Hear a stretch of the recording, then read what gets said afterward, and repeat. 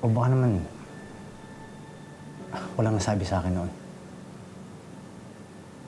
Sabi niyo, may nakwento sa inyo.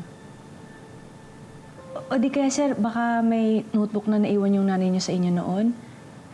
Baka may impormasyon doon, may ibang nakasulat. Wala nga! Bakit po kayo nagagalit? Ayaw niyo po ba akong tulungan? Ang kulit-kulit mo kasi. Bakit ba ang dami mong tanong? Pakiramdam ko po kasi may tinatago kayo sa akin. Oo. Tinatago ko yung nararamdaman ko sa'yo.